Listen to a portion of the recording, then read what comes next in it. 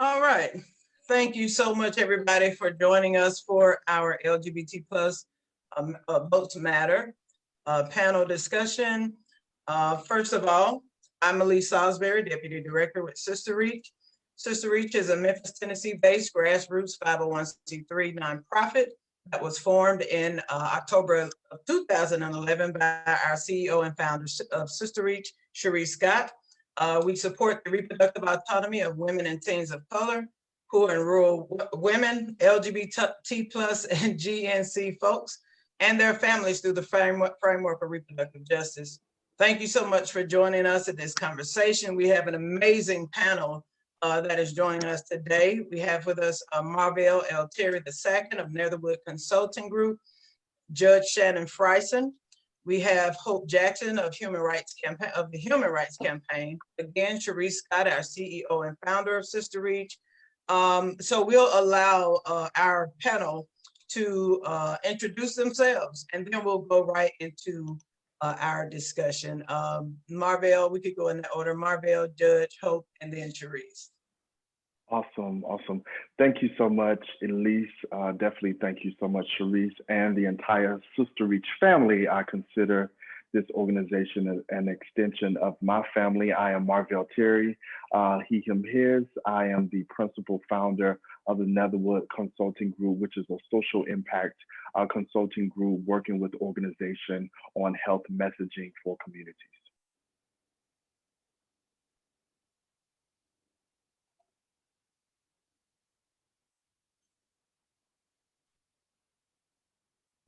Let me unmute myself. I'm Shannon Frison. I'm a justice of the Massachusetts Superior Court. I've been on that court a long time now, it seems, maybe about 7 years now. And before that, I was on the Boston Municipal Court for about 4 years. I've been in private practice, both as a criminal and civil defense attorney and a prosecutor. I've served many years in the United States Marine Corps, and that's always my first love. So I'll leave it at that. Hi, Sister Reach family. It's great to be here with you all. I'm Hope Jackson. My pronouns are she, her, hers, and I serve as the Deputy Campaign Director with the Human Rights Campaign, the nation's largest LGBTQ civil rights organization fighting for lived equality. Prior to coming to HRC, I was an attorney, employment and labor law, and now I just spend all of my time fighting for LGBTQ equality. And hi everyone, Cherisse Scott here, CEO and founder of Sister Reach, and so glad to have this wonderful panel and to have been invited to participate by our amazing Deputy Director, and excited to talk more about the work that we're doing here on the ground around these issues. And thanks so much, Elise, for your work in leading this opportunity. All right. Thank you so much for those introductions. I said to the panel earlier, when I realized the power that was going to be on this panel, initially I called my cousin. She heard me running through the house about you all, and it was like I was getting yes after yes after yes. So thank you again. I'm grateful that you all have chosen to do this with Sister Reach today. Have this definitely an important conversation during this election year that is critical, right? For LGBT plus people and for everybody, but we're having this conversation specifically. I wanted to have it for those that may still be on the periphery of voting or not voting, right? Those who have not voted, those who decided not to, and just to kind of give a little bit information about how critical their vote is. One vote, every one vote matters, right? And so my first question is to the entire panel. Since the confirmation of Judge Amy Coney to the United States Supreme Court, there's a great concern and anxiety of rollback of LGBT plus human rights, which could have damaging effects in the LGBT community. Do you believe that this is a legitimate concern, and what do you recommend that we do about it at this point? So I am more than happy to jump in here. I think Amy Coney Barrett's, just her record alone is one that folks have to worry about. I think ahead of her confirmation, HRC, along with 185 plus LGBTQ and just intersectional organization, warn of the danger of her confirmation on issues of privacy, equal protection, religious liberty. And I think these are real concerns that we have to look at. And we don't have to look any further than the first case that she will get to hear, which is Fulton versus City of Philadelphia, a case that will consider whether faith-based child welfare agencies can refuse same-sex couples. That case is going to be critical, and her history on and LGBTQ issues, as well as her support for conservative religious liberties, I think that is something for us to worry about. We will definitely have to do a lot of organizing and fighting back, not just at the ballot box this election, but after this election as well. And so, I think this nomination and the confirmation of Barrett was one that I think was shocking for folks, but we definitely have to do what we've always done, which is organize and unite and prepare for a fight. And I agree with. Go ahead, I agree Marvell. with. Go ahead. Yeah, I agree with Hope.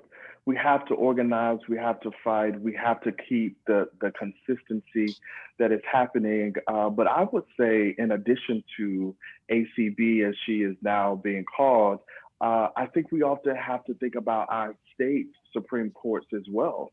And yes, we are looking at the main Supreme Court, but as we are in election season, a lot of states elect their Supreme Justices. And we also have to look at those individuals and those records as well as we look at Amy Barrett's record as well. And that's a really good point about the states, because I'm not going to comment on her jurisprudence, but I will say the composition of the court. It's not just her confirmation that matters. It's the full composition of the court, and the extent to which it's no longer has any sort of more balance in terms of the viewpoints and the diversity of thought on that court. Like Marvell said, it's the same with state courts. And one reason that's so important is this concept of federalism, that now everyone, it used to be the only law students had to deal with the term and what it means, but now everyone is sort of forced to realize what that is, the differences between federal law and state law and how they interact and what trumps what at what time. But these types of issues, obviously, there is a big debate about whether there should be federal mandates, nationwide regulations that go one way or the other, or whether or not it should be left to the individual states, and whether or not there are changes to the laws around LGBT rights will not only be a product of what happens in the Supreme Court, but also then any reactions to those decisions or any actions by states that parallel those decisions that may go the same or differently. So I think it's incumbent on all of us to be aware of what's going on in our own state as well as at the federal level. And I'll just add that the work that we've been doing reproductive justice work and working along with national reproductive health and rights advocates as well, very concerned about what the confirmation meant for the rolling back of Roe v. Wade. And I think that many times we don't have this conversation in LGBT space, but we absolutely should, especially, if we're going to kind of consider that the high percentage of folks who are queer identify as bisexual, and then the fact that we're also dealing with what this also looks like for transgender men to be able to access abortion services if and when they decide, right? And so we've definitely done some mobilization. We are part of a national body called In Our Own Voice, the National Black Reproductive Justice Agenda. And the Black reproductive justice leaders, myself included, our organizations have all come together, of course, to try to figure out next steps for us in so many ways look like. Preparing to make sure that, you know, the first 100 days of whomever is going to be the president, at the very least, they hear from Black women and understand what it is that the things that we know are they're going to be impacting our communities and the spectrum of our communities. And then what that also looks like on the state level, what we know here in Tennessee is because Amendment 1 passed in 2014, that if we do lose the protection of Roe v. Wade, that Tennessee can fast track making abortion access illegal. And, you know, so then what that looks like for us as organizers on the ground is trying to make sure that we are being proactive in trying to figure out the best ways to support people who will determine to terminate a pregnancy at whatever, you know, however they will, and making sure that what that looks like for us is, you know, not going back to the 70s and 60s and 50s and beyond of especially Black women taking matters into our own hands to terminate pregnancies. I'm especially concerned about teens.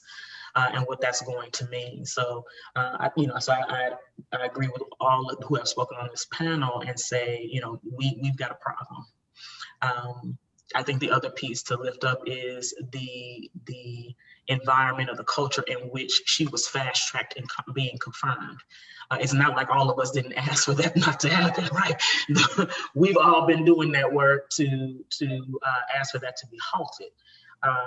And so, you know, I think it just continues to, you know, highlight the danger of what, you know, white evangelical terrorism, Christian extremism is in our country, and the ways that religious freedom is also under attack, and continuing to now see, I think, you know, once upon a time, I don't know that Repro colleagues thought that this was the biggest thing to necessarily give attention to, but religious liberty is about to be, you know, one of the most difficult pieces of legislation for us to try to organize around, and to try to ensure that folks are treated fairly and that our human rights are intact where that is concerned, regardless of who you know, what you believe and what that looks like, or what you don't believe, right?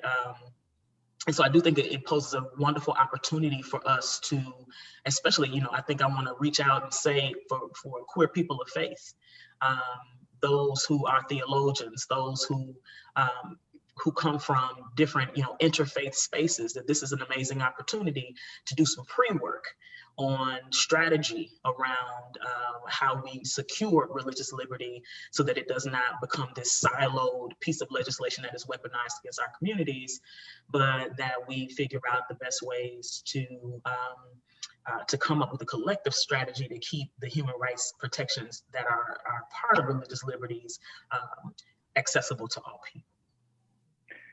And I would like to bookend that to just say a concept that I actually learned from Cherisse around organizational tithing. And so when we talk about addressing Amy Coney Barrett and other issues, we have to fund organizations that are doing the work. And we can mobilize, yes, without the money, but it's easier to mobilize when we have the resources that we need. And so organizations like Sister Reach, we need to tithe organizationally and give to those organizations so they can begin, because we have a rough road ahead and we need the resources to do it. Thank you all so much for those answers. I hope that they did, and I know that they did convey the importance in that regard. One of the things that I noticed on my timeline were people going, okay, my wedding is next year. These were LGBT couples going, my wedding is next year, but she's been confirmed. How soon do I need to get married before we can't get married anymore? So that was the source of that question. And I'm, like I said, I'm hoping, and I know that it helped other folks and folks who are anxious around, right, that being in the midst of being engaged and not really sure what their rights are going to look like moving forward. So the other part of that is what Cherisse was talking about around the faith portion here in the state of Tennessee, which you all lifted up the importance of our local, right, our local and state representatives in courts here in Tennessee. Specifically, there's control around who clergy can be, right? Anti-LGBT marriage laws that were passed. And so I just wanted to lift those things up around the marriage piece, right? LGBT marriage piece. And so moving on to the next question, in 2019, this is for the entire panel too, in 2019, in a study done by UCLA, it concluded that only 9% of LGBT plus people are registered to vote. How do we reconcile or repair the distrust, or is the damage irreparable? And what can leaders in movement spaces do to increase voter interest at this point? Because I think we're 4 days from the election itself. I think that's such a complex response, and I'm sure all of us will have very different responses. But for me, if I have a friend who identifies as gay or somewhere along the spectrum that is queer, it is, as I've been texting my friends, how can I support you? And I don't do any shaming. I don't do any ridiculing. It is a matter of, how do I support you? Do you need help finding the voting location? Do you need me to stand in line with you? Recognizing even in this moment, some cities have stopped early voting, such as Memphis. Last day was yesterday. Atlanta is today. Georgia is today. And so recognizing that being able to stand in proxy and support that individual, I think is the only way. I think being authentic in this moment and sharing our narratives with people on how, if they do not vote, how this will impact my life as a person that is often pushed to the margins because of my identity. And I think finally, just recognizing that there are people who do not see the value in voting, and that is their reality. And I think when we begin to demonize those individuals, it further pushes them away from the ballot box, and we want to draw them into the ballot box. And so let's not demonize them. But for me, it's really about finding a way how to support different people. And that for me are my gay friends as well as my straight friends who might consider themselves my ally, but you're not voting. And so how can I support you through that process as well?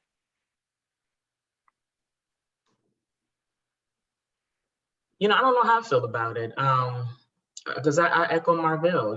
Folks are tired of being dropped. Folks are tired of being, in a constant state of abandonment. I'm thinking about trans folks even here in Tennessee who voter ID laws were already keeping them away from being able to vote under the identity in which they present, or which they, want to identify and believe that they should be able to identify. And so, I want to be sensitive as well. I think that just voting shaming, period, is it doesn't get us any closer to making sure our people get free, right? But I think where I am with that piece, because I was on a panel last night that Marvell moderated, and before I heard some of the comments that some of the other folks had to say about what it looked like about voting before I was able to join. I just think that we need to be sensitive about where folks are. And I feel like, so then what's the next strategy then? How do we support people who won't vote because everybody's not going to vote? How do we continue to mobilize our people on the ground in our local areas, which is where I'm, those practical needs, continuing to make sure that trans, on my desk right now is a trans woman who has reached out to us from our county jail for support, right? So my mind is, what can I do right now for immediate needs, right? And I've had a conversation with some of our partners who are doing bailout funding.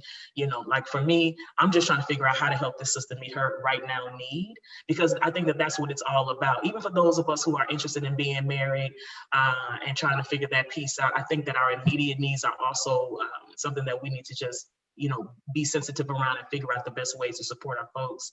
Housing issues, food insecurity. I think somebody asked me last night, either in the panel I did with Marvell or the one before, what's going to be different, after November the 3rd? Like nothing. Like we got stuff, we've been working anyway. We got more work to do. And I intend on this organization continuing to meet people at the needs that they currently have, while we allow our, our partners on the federal level, like Hope's work and like other organizations and that are more in the mainstream, to continue doing that work. And we will support the ways in which we can. But for us as a state-based organization, I think that our role is to not only lift our voice and to help to bring context and analysis, but to continue to help our people where they are right now. Yeah, I will just echo all of that. I definitely think the other thing for me that's coming up is that people need to see their issues at the forefront and not as a footnote. And a lot of candidates tend to put LGBTQ issues or issues around HIV or issues around, being trans, like all of these things are footnotes for folks. And we want to see ourselves at the forefront. We want to see ourselves on your campaign page. We want you talking about our issues and not just, having a conversation with us behind closed doors. Folks have to see themselves in the issues and they have to know that they're important. I think sharing our stories is really important, but for those folks who are not going to vote, I think we still have to carry their voice forward. Maybe it's not their time. Maybe next year will be their election where they've had enough education, enough conversation with folks. But I definitely think we have to just have those candidates courting folks on the issues that matter to them. I'm appalled at that number. That is striking. It should be, we should be shamed by it, because it reflects, our overall ability to see the value in participating. And I never tell people that voting is the end all be all, because it's not. And putting a particular person in office, it's not the solution to everything, right? But I think continued education is the main part of this that we just have to do all year, every year, whether it's election year or not, or election time or not. When you think about issues like don't ask, don't tell, let's say, with military folks. I lived through and served at the time just before Don't Ask, Don't Tell, and then during Don't Ask, Don't Tell, and remained a reservist after that was ended. And those are the types of differences that can come about when people participate and there's some diversity of thought and people willing to do what Hope was just saying and put these issues in the forefront and keep them squarely on the table and part of what's being decided. The education, it doesn't have to be, here's what happened 95 years ago. It's really, look, this just happened within the past 15 years. There was a change. And the people who are dealing with much more basic life issues and struggling, it's hard to get their attention and focus them on something that is hypothetical. It may happen in the future. There may be a slight sea change along the way, but those issues are become paramount once we have everyone in place and we're arguing about whether or not folks can choose what bathroom they want to take. That debate was in every single state. And some states like North Carolina got a lot more press about it based on how they were handling it. But we literally had that state in that debate in every state. And it was something as basic as going to the bathroom, which everyone is going to do, no matter who you're voting for, whether you vote, whether you got other struggles, whether you are on top of the world, we all have to do that. And so think something just that basic was affected by the people who are elected and who are making those decisions. So I think continued education about why does it matter? I mean, the 9% of LGBT or registered to vote, you could equate that to other groups who have just as much interest as an interest group or as a focal point to come together and really get registered and really vote one way or another in elections. It's not just this group, but it's the same issue in terms of why does it matter to me? And if nothing else, I think during this time that we're in, it should be more obvious, a little bit more obvious why it really matters down to the very household that you live in. Awesome, awesome. Thank you all so much. Cherisse, the Bible has been weaponized to marginalize LGBT plus people by some in the faith community. What does reproductive justice and faith look like on the ground at this time? That for me? Okay. Well, I mean, it looks like folks, I think it's a continuation of the last question. I think that people also don't see themselves represented in faith, in church, you know, but what we do see representations of are, you know, what's basically, as far as I'm concerned, hate crimes from pastors, hate crimes from full denominations against people who are queer identified, who also identify as people of faith. But what I'm hopeful around are the growing number of theologians and ethicists religious ethicists who are also growing, right, and who are pushing back. I think about, you know, Naomi Leapart, Washington Leapart, for example. That's somebody who comes to mind, who was formerly with the LGBTQ task force, who continues to do her work in her state. You know, I think that, you know, what's happening on the ground for us is trying to figure out the best ways to even meet folks where they are and try to you know, wrap around care opportunities for folks to have conversations with pastors. We're, you know, still trying to figure out the best ways to reach folks and do our faith and advocacy training with them. Make sure that, you know, we can continue to try to present, at least in the Protestant community, you know, a Jesus that is loving and inclusive, not harmful and ostracizing. And by that same token, support and empower those as best we can to lift their voices around not only biblical scripture, but to be able to, you know, support and empower folks to have advocacy messaging that they can use to, you know, to push back on that type of harmful extremist behavior. I think that, you know, where we are here at Sister Reach is working on the Religious Freedom Restoration Act.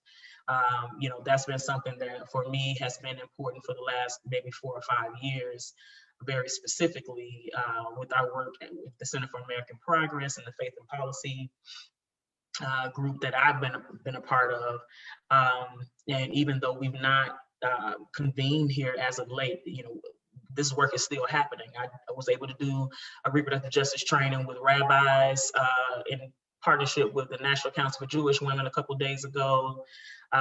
You know, and I continue to try to reach into these interfaith spaces to bring the work to these interfaith spaces, this analysis that was formulated by Black women to try to give folks even more, you know, ammunition, if you will, or just more tools to be able to make the case. This isn't, you know, just a Christian issue here, right? However, you know, Jesus has been hijacked.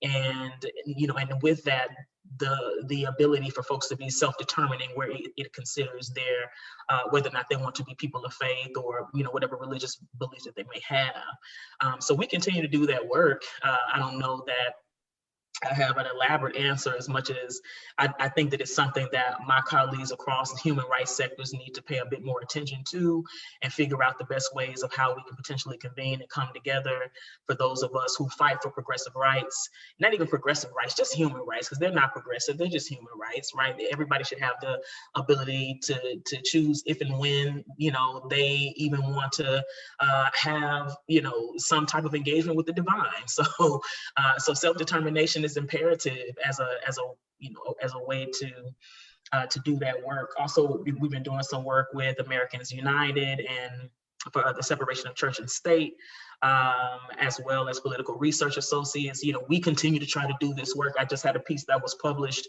on my views about the confirmation of Amy Coney Barrett and what that means in the context of Roe v. Wade, but just even further about what that looks like for how we need to be mobilized around pushing back on these extremist tactics.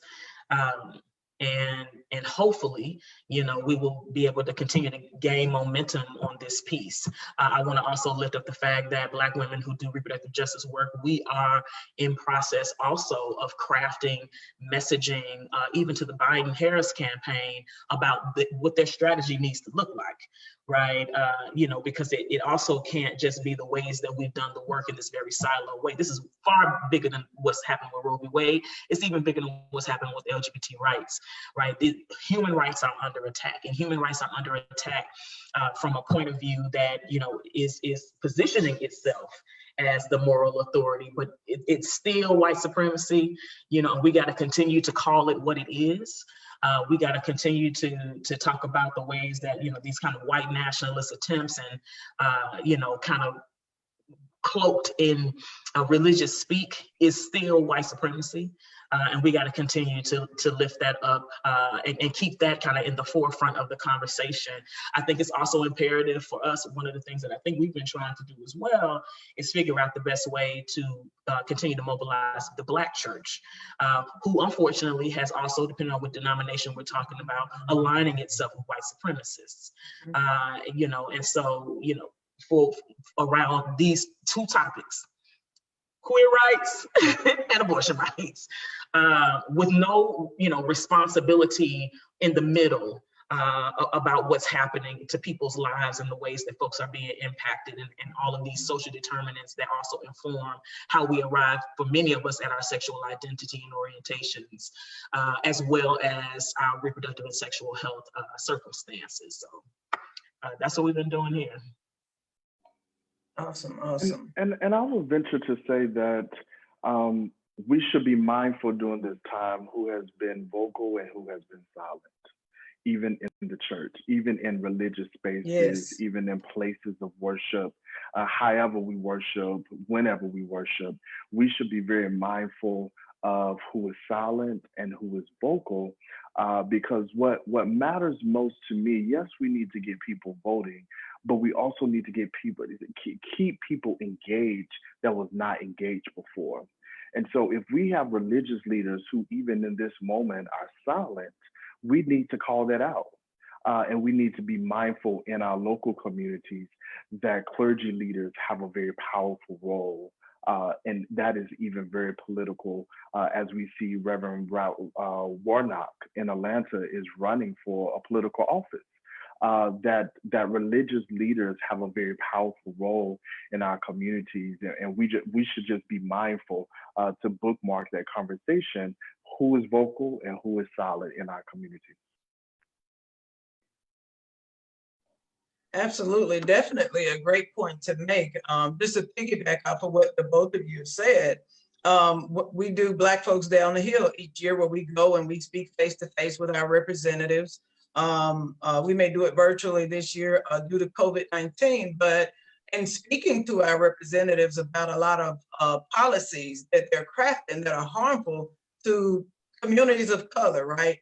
Many of them are people of faith, right, who are voting against what's good and right and healthy for communities of color. So absolutely what you both have said, understanding and knowing, as we were saying earlier, on the state level, right, who your representatives are, who those in the church are, because sometimes, depending on where you are, they're the same people, right? So definitely. Thank you for both for lifting up those points around that.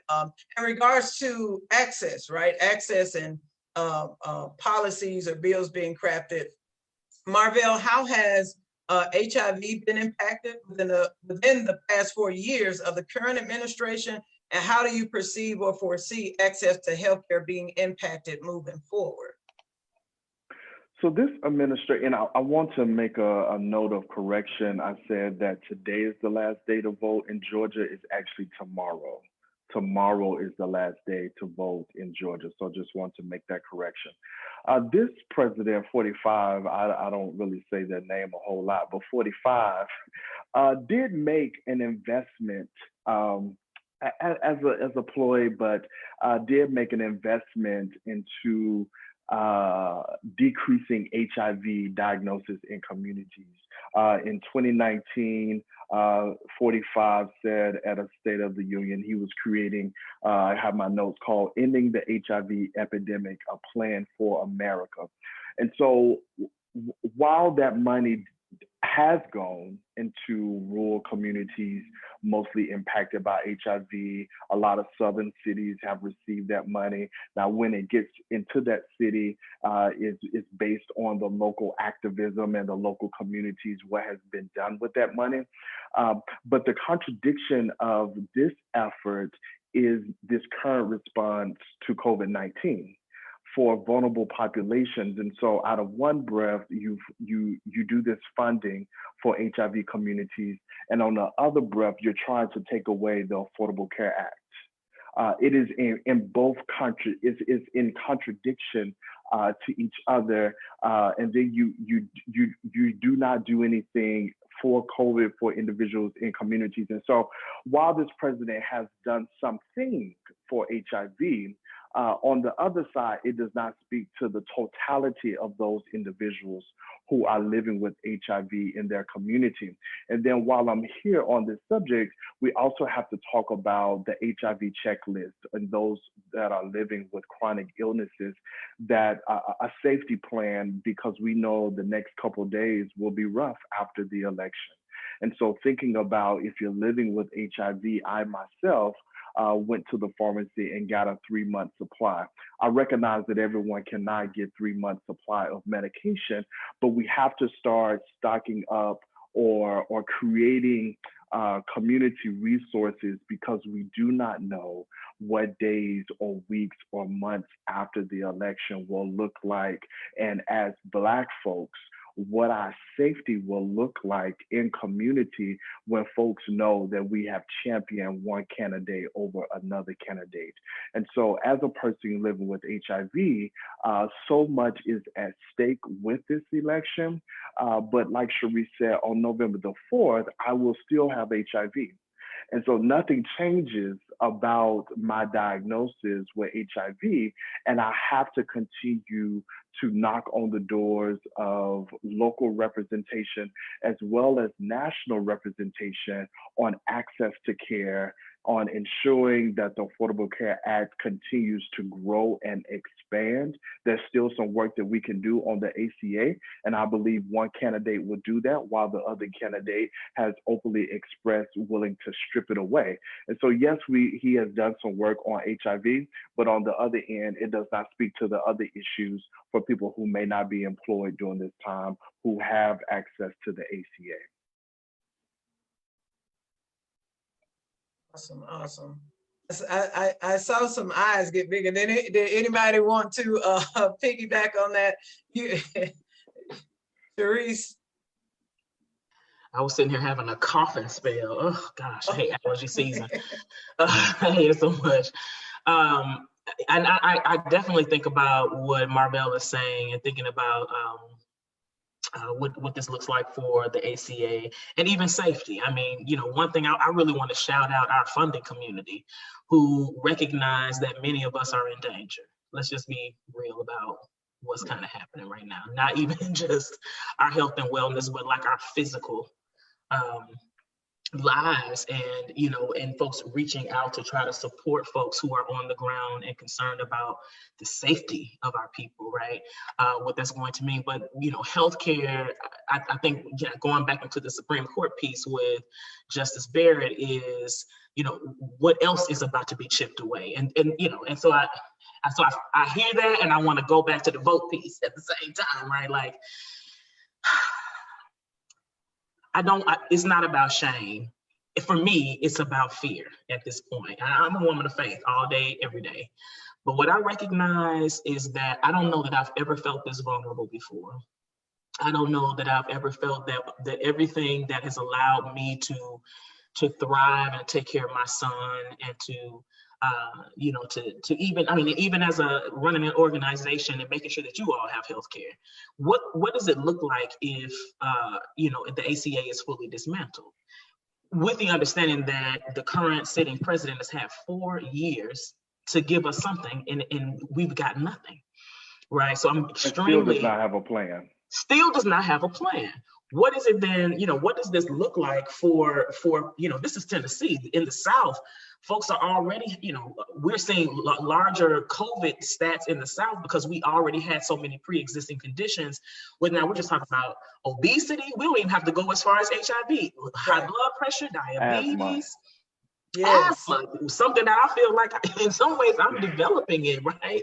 What does it mean? So we've seen some very disingenuous moves from the White House to act as if, there's some type of support for certain communities, when in actuality, there is no concern for these communities when states still refuse to expand Medicaid, like Tennessee, like Louisiana, like Mississippi, like Kentucky, like Alabama. We're still talking about folks. So we have sick people that we're trying to figure out, like what this looks like and how we're going to have to even shift the ways that we're doing our work. Like reproductive justice hasn't always looked like direct service.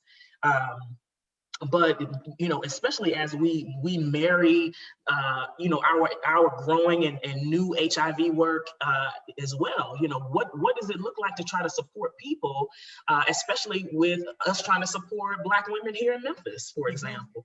What does it mean when our folks have pre-existing conditions, and in addition to are living with a manner of infections, not just HIV? So I think that we're just, I'm quite concerned, and in the same breath, I still want to encourage people to consider the vote anyway, right? To try to get us at least, and I recognize that folks are concerned about both candidates, right? However, I also feel like, I just feel so vulnerable. That's all I got. Yeah. I just feel so vulnerable. And I really want I want to figure out the best ways that we can support people. And I've been asking folks to consider me, consider what it means for folks who can't vote, who want to vote, right? Who have lost their right to vote because of impacts of the criminal justice system, or lost the vote because, they were left dead in the street, thinking about the George Floyds and the Breonna Taylors, and what do we do? Or our trans sisters and brothers who, because of voter ID laws, I feel so vulnerable. And helpless in so many ways of how we try to figure out how to support people. But, I don't have anything elaborate. Please, I don't even know what to say anymore, right? That come November 3rd, the day after my mother's birthday, whose picture is behind me, who made a decision not to move forward with very expensive medication when she had liver cancer because it was going to impact our family financially, because one pill was going to cost $3 grand because we didn't expand Medicaid. This whole situation is extremely personal for all of us, and especially for those of us who have lost loved ones, because, their backs have been up against the wall and there has not been proper provision for our people to choose to live. So people are choosing to die. That's what's at stake with this piece around healthcare reform. And on top of COVID-19, that, clearly there could have been some remedies in place to where we didn't have to have this reality, right? Absolutely. But here we are, right? So I'll stop there. And I think, another piece that I add, I think this president directly tries to one-up the first Black president that we had. So, President Obama created the national HIV strategy. This current president tries to come behind him and create something else. President Obama created the Affordable Care Act. This president tries to come back and dismantle it and put something in its place called Trump Care or whatnot, and we still have not seen a plan for any of that. And so it is this pattern often as Black folks, as innovators, as visionaries, as healers of our community, we often put something forth. We are the creators of that. And you got, honestly, white folks that come behind that, dismantle it and take credit for it when it was our plan in the first place. Yes. Absolutely. Absolutely.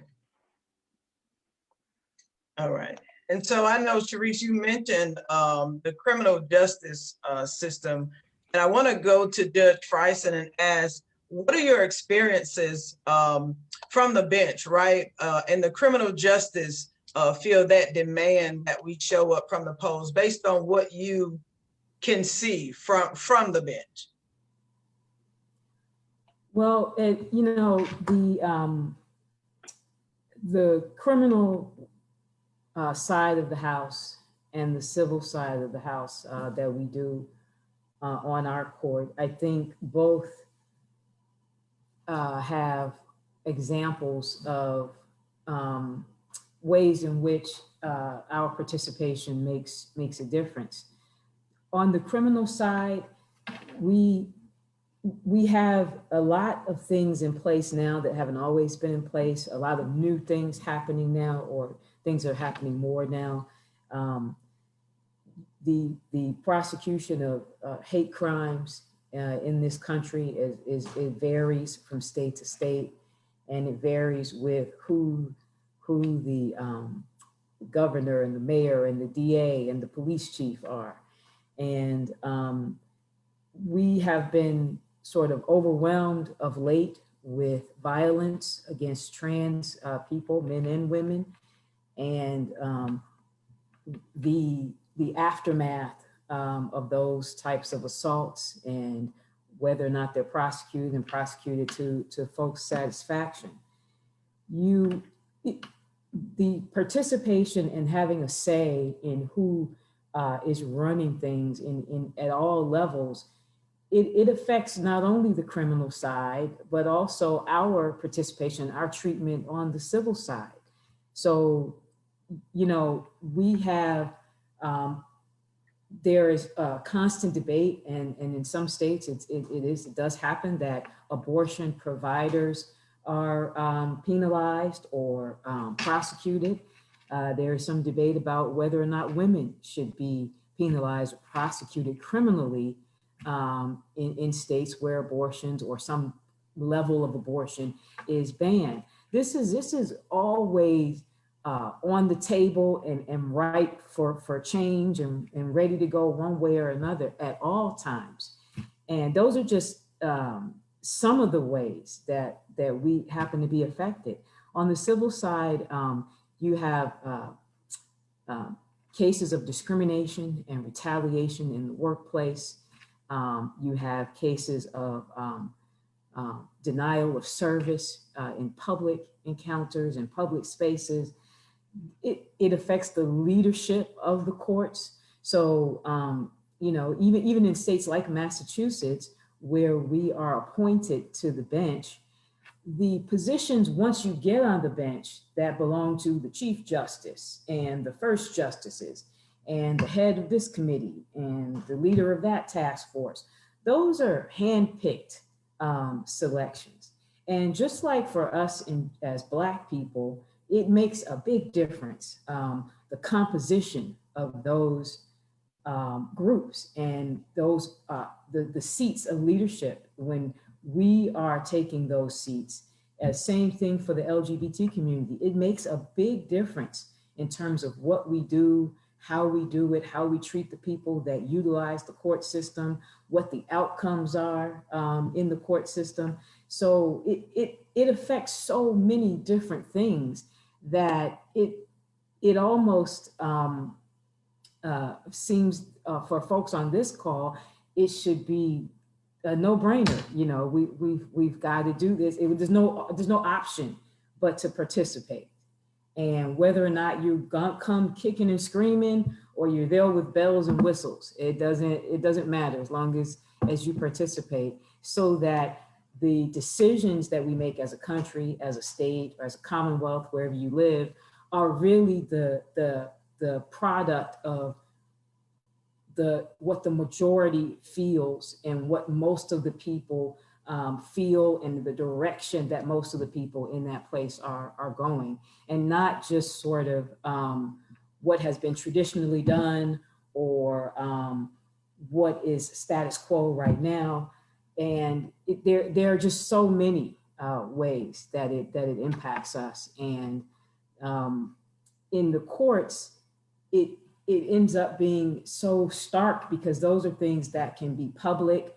We can all watch and see what happens with a particular case, how people are treated on certain issues. And, you know, on the court that I sit on, there are only 3 Black judges out of, 80 something judges on the Superior Court. And that makes a big difference to people. There are, I think, maybe 4 folks who are open about being somewhere on the LGBT spectrum on this court. And that makes a big difference to people that we serve, and the outcomes that we reach with these matters. And so the notion that it just doesn't matter, everyone is there because of some kind of connection or money or something, it just really is not the case. And I would like people to just hear that and know it, and get used to participating, because that's really, even changes that are incremental are still changes.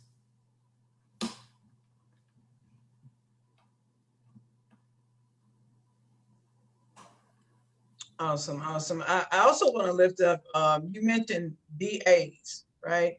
Our votes matter, especially on a local level when it comes to who we vote for, because DAs are also a part of who determines or how a case gets determined, right? Or if a person will be prosecuted, and what level of prosecution will occur.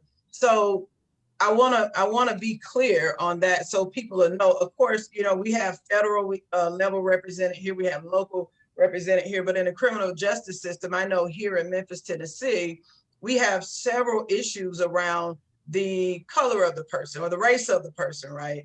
And how they'll be prosecuted, or if they'll be prosecuted. Just kind of piggybacking off of what you're saying, to let people know all these levels of leadership when it comes to even the criminal justice system are basically determined by who gets the majority vote. So that's just another element to look at around how critical our votes are.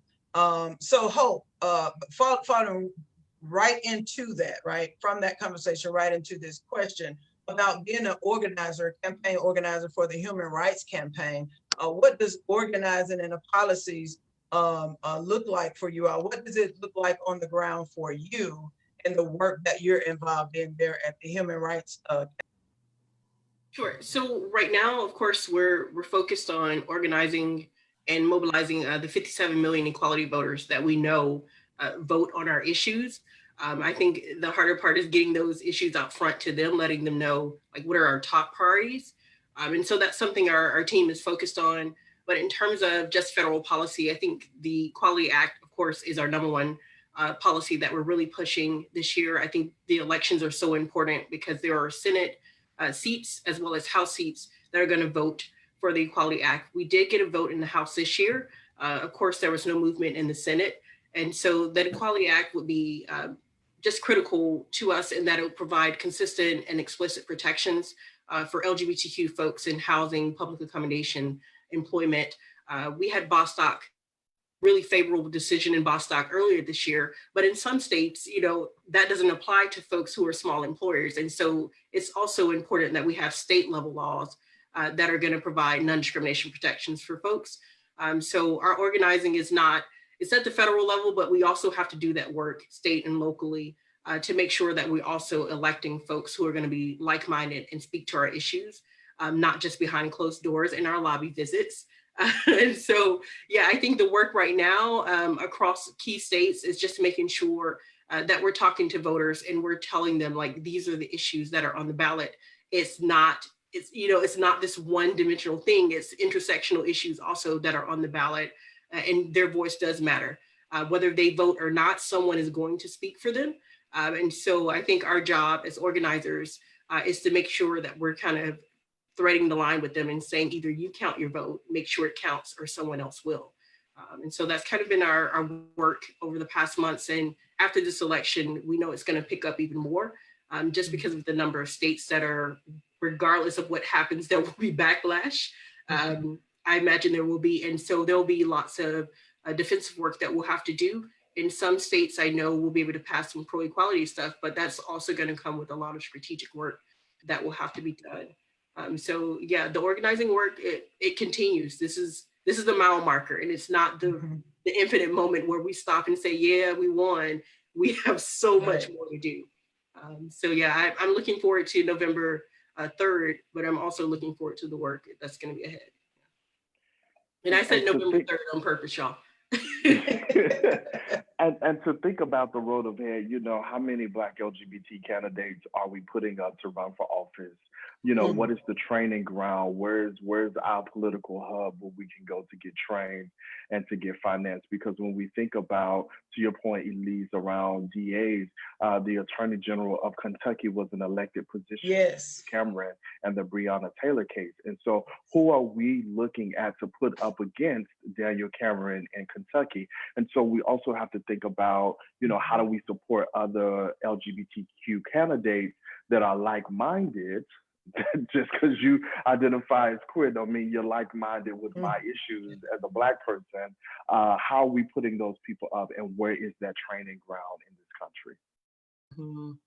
And I think that training piece is really important to lift up. One of the things that clearly is something we need to be thinking about, after November 3rd, is the ways that we educate our communities just about the political process, understanding, how a bill becomes a law. I mean, just very basic information, I think, that we've taken for granted that people understand. And we're trying to figure out why we don't get better turnout, especially on some of the issues that are important to us on this panel, that we've not really put that type of energy and time into our communities really having a full breadth of understanding around what even what to do. Because again, okay, presidential election, and then, next year we got Senate races. The year after that, we got congressional races. I mean, we really have to be thinking ahead.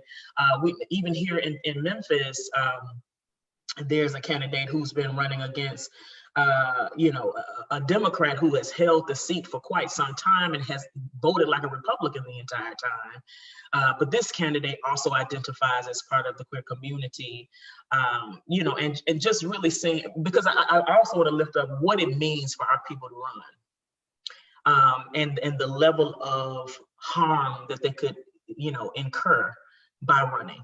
Right. And so definitely, of course, as a C3, we don't necessarily get to stand behind or push a candidate. But as a Black queer identified woman, though, who is a taxpayer, I'm quite concerned about the culture in which people are being harmed who are even attempting to run, and shamed and blamed who are attempting to run, especially in areas of the country that are super, conservative, like the Southeast. So much of our lives are at stake. To your point, there's so much that we have to lay on the line. One thing that as a person that aspired to run for office one day, living with HIV, I have to think about criminalization. While yes, I have informed my partners about my HIV status, I might have a candidate that will pay someone to say that I did not tell them my status. And so there is so much that we have to lay on the line when we think about running for office, to Cherisse's point. Yes. Absolutely. Absolutely. Wow.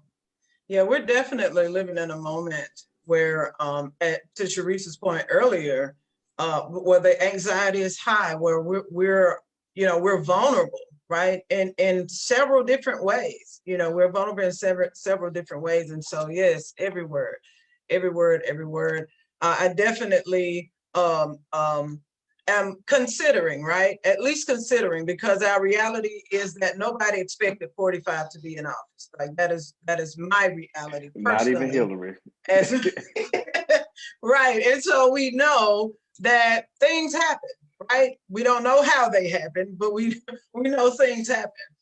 So to that point, this is for the entire panel, if the current administration remains in office after the election, how should LGBT plus people on the ground prepare for what could literally be the most difficult political fight of our lives? How do we prepare for that? I think in the midst of the atmosphere that has been created for this year, many people, right, are living with this anxiety already. And so with the idea of going another 4 years, what, if anything, can we do now? And if this administration remains in office or remains in power? What I hear you as, Elise, is how we gonna make it. And Basically. for me, you know, I look. I think we often think this is a struggle, and yes, it is a struggle for us. But I also think about my grandmother, who Sister Reach did an amazing Get Out the Vote initiative in her community of Glenview in Memphis, Tennessee. She lives on Netherwood, which I named the consulting after. I think about the dogs and the water holes that my grandmother had to go through and the lines that she had to stand in to go vote. And so I often, and while my grandmother is not queer, I look back on the example that she has provided to how to get through all of this. And I think we have to continue to mobilize. We have to continue to communicate. And we have to continue, I believe, to be relational and not transactional. Most of our movements have become so transactional that we don't build relationships anymore. And it is going to be relationship building that is going to get us through the next 4 years if this current administration is still in office. But if Biden gets in office, we still need to build relationships. Yes. We still need to reach across the aisle. We still need to partner and build coalitions because, you know, like we've said all on this call, there's local opposition, there's state opposition. Before we even get to the president of the United States, we're fighting so much opposition as multi-layered individuals. And so I think we got to continue to create those coalitions. But we also have to, my last two things, we have to risk it all politically. We need to risk it all. And we also have to rest. We have to rest at some point, and we got to risk it all. Harriet Tubman risked so much, but she also rests during the time of going back and forth. And as a people, as a community, we got to risk it and we got to rest.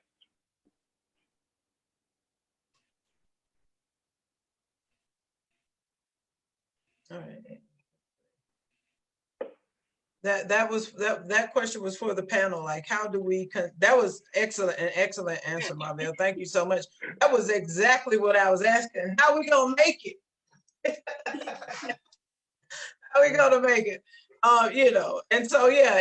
Anyone else on the panel like to give input on that? If this administration continues in power, right? How we gonna make it? Anybody else want to add to that? I definitely echo everything Marvell said.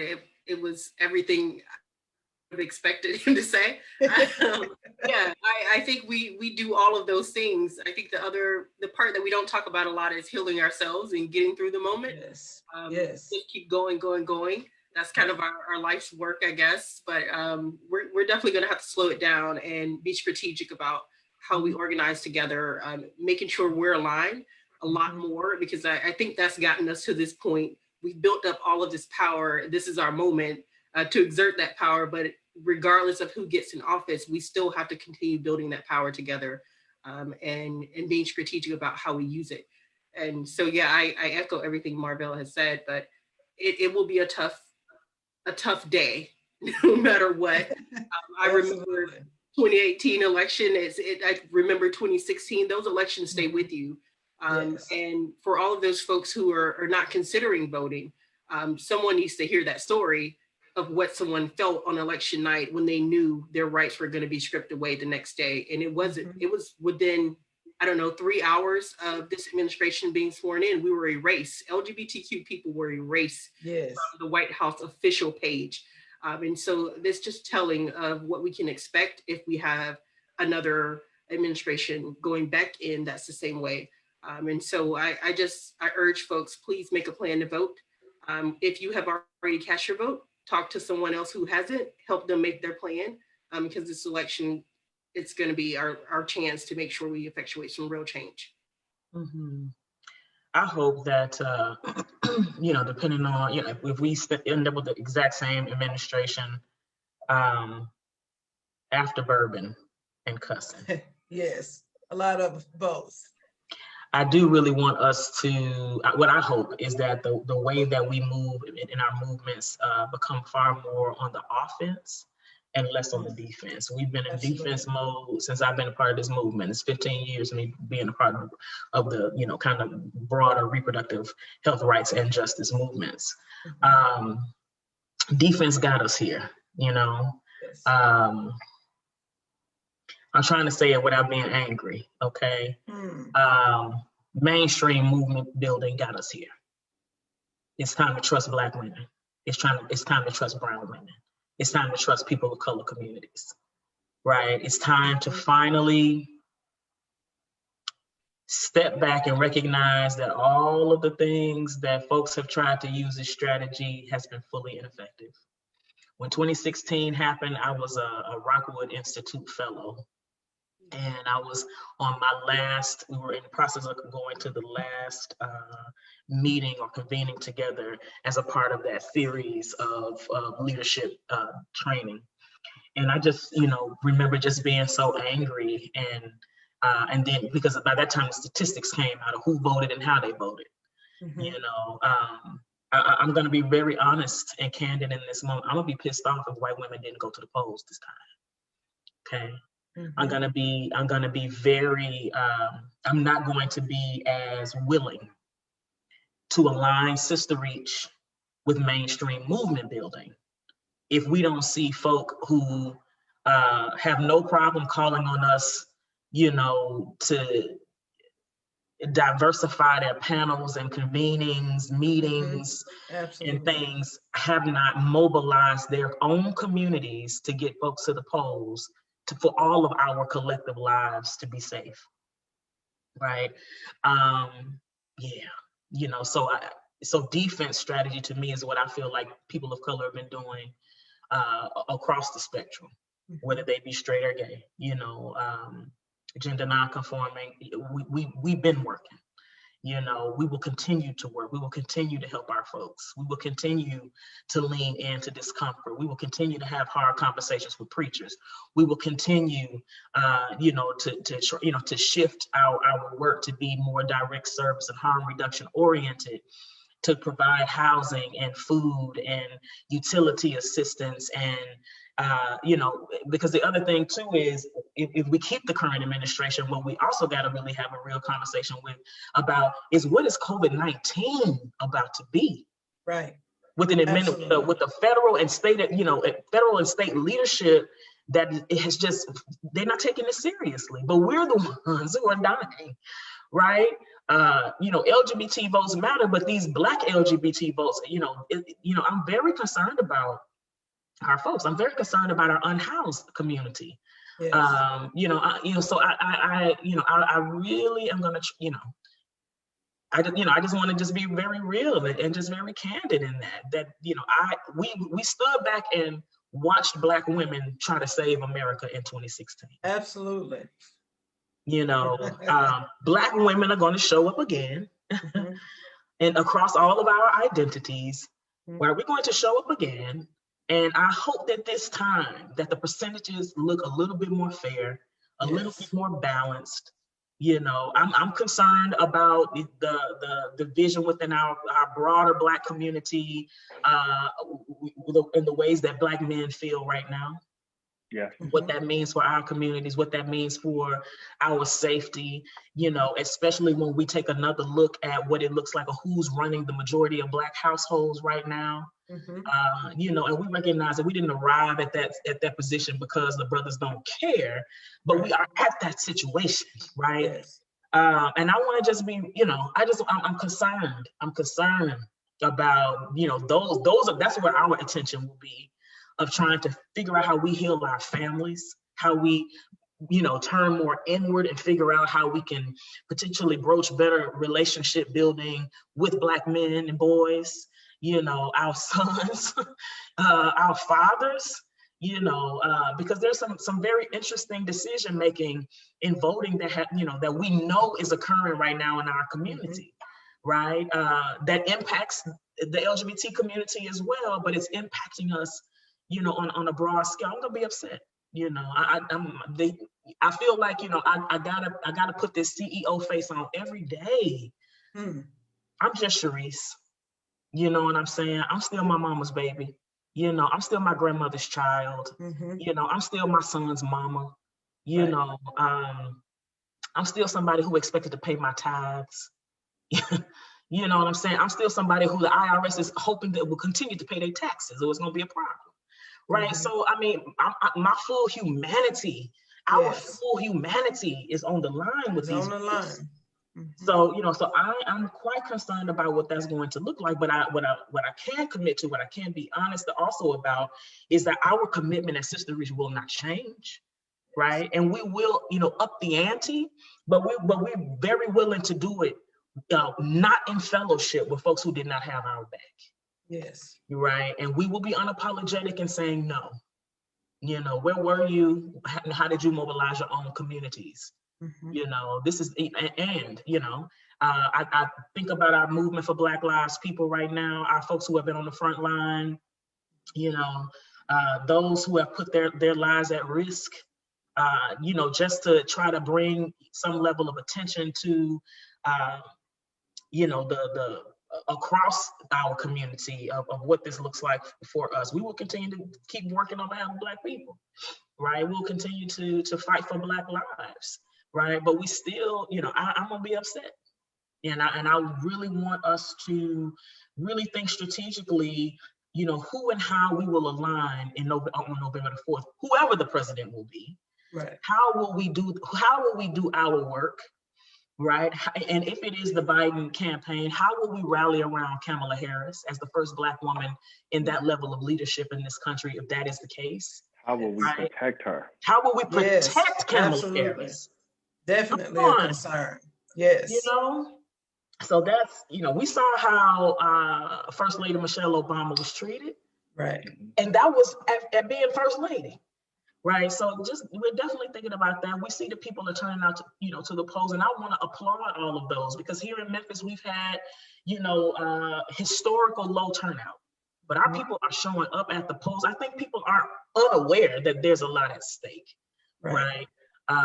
But I hope we didn't vote for all of these other options under the presidential, and we made a decision about how we were going to roll, in a way that really is going to move forward our values, and keep our people safe.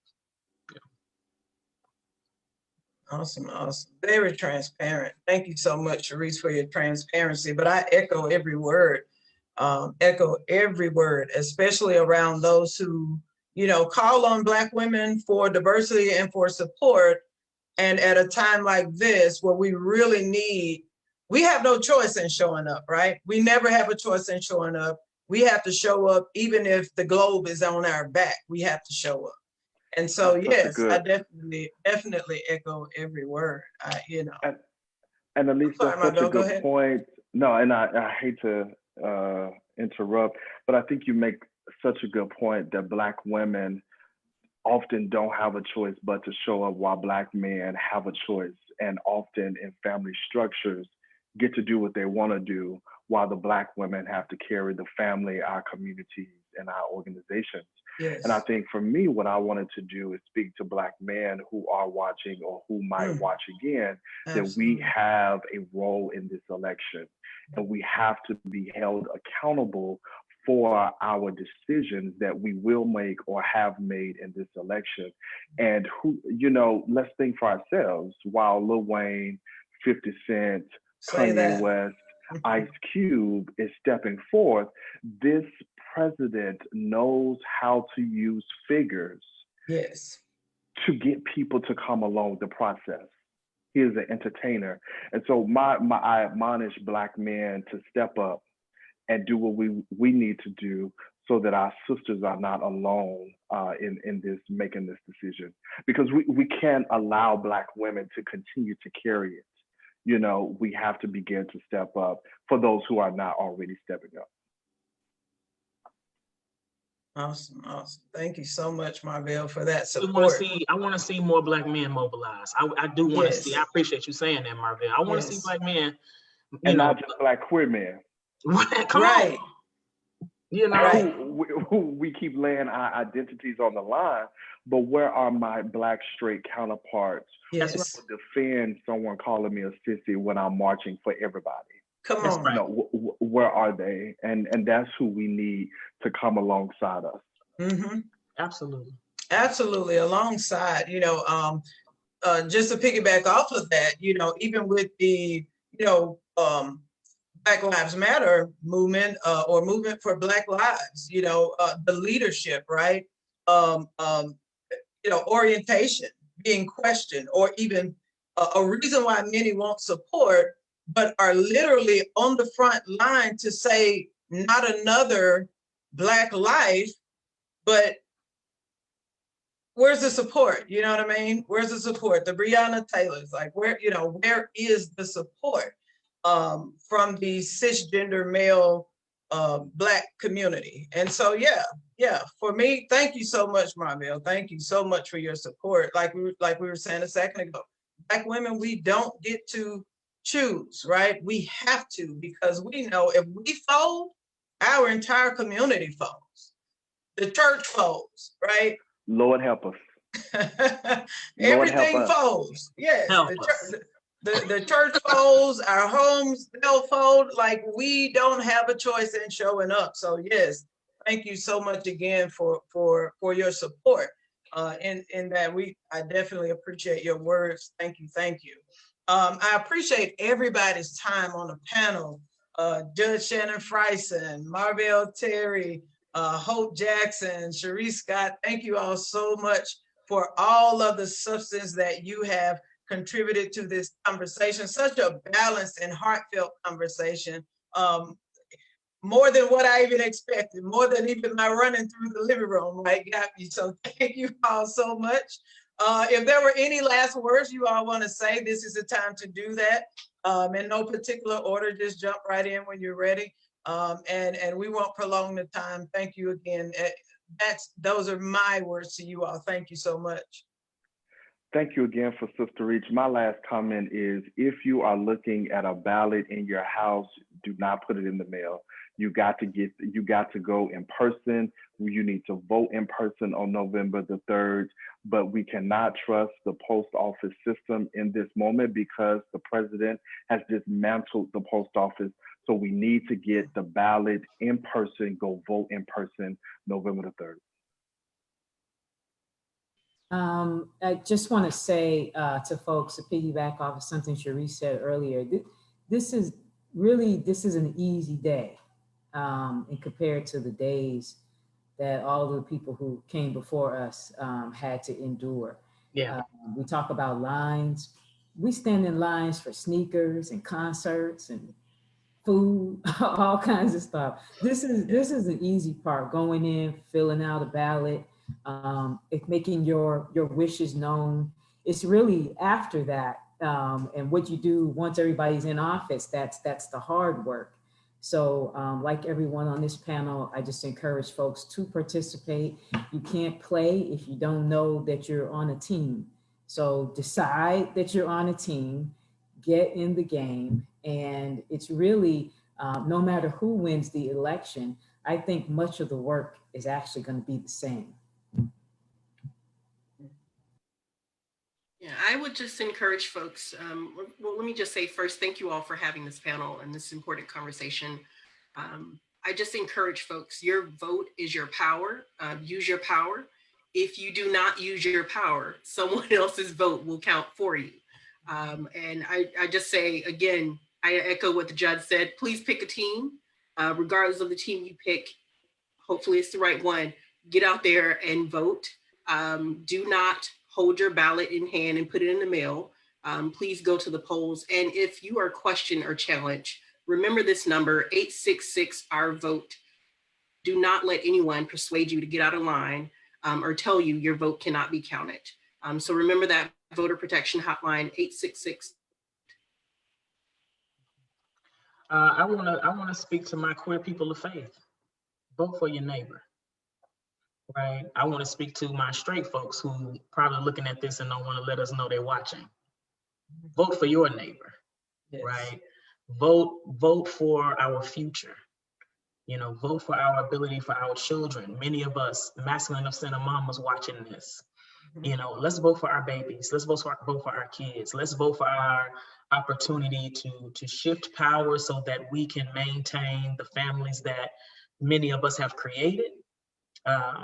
You know, that we can vote our values. You know, we can protect our ability to be self-determining. So that we can protect our opportunity at a real Black future. Black futures are on the line in this election. Queer futures are on the line in this election. Our ability to be self-determining in our faith is on the line, because this is quickly turning into a religious dictatorship. And regardless of how you feel, whoever you believe, whatever you believe, understand that even if you don't believe, you're an atheist, that folks are making determinations on your life regardless, and trying to shift that to be the law of the land. So I think that, you know, this is not trying to incite fear. I'm saying it's real. You know, this is happening right now. And so we definitely want to encourage our folks to vote. Our young queer people who may be watching this, our millennials, our folks who just turned 18, like my son, who might be watching this as well. You know, I appreciate him voting, but we need you all at the polls. We need you all, you know, to be the secret bullet that they weren't expecting, who was going to show up and show out. Right, you know, show up and show out. You know, you all are the most fluid generation right now, right? Where, you know, how people love, who people love, and how people identify is of like, what y'all don't even, like, we gonna be, because your mamas, us, your parents, though, this generation, we did that hard work so that you can have that level of privilege, right? And so we want you to vote for that privilege to be maintained. Vote for your ability, you know, to do that as well, to be able to show up as with however you like and with whomever you love, and whatever iteration that might look like. That it is important, and we appreciate you, Elise, for coordinating this panel, and for bringing all of us together. And all of you for trusting Sister Reach to lend your voices and expertise to this moment. We look forward to continuing to be in fellowship and relationship with all of you. You know, and look, trust Black people, trust Black women. I said that on trust Black women. All right. Yes. Again, thank you so much. My last note is to vote as if your life depended on it, because it does. We're all living through COVID. You all be safe. Thank you again, panel, for every word of substance. Thank you, thank you, thank you for your presence. Cherisse, thank you for allowing this to be done on Sister Reach platform. It's an honor every time. Every day I show up for work, it's an honor, because we're using our lives to fight for our lives. So again, thank you all again for joining us. Thank you for those who are viewing. Thank you for those who will view it. Until then, let's vote, let's vote, let's vote. You all have a great evening.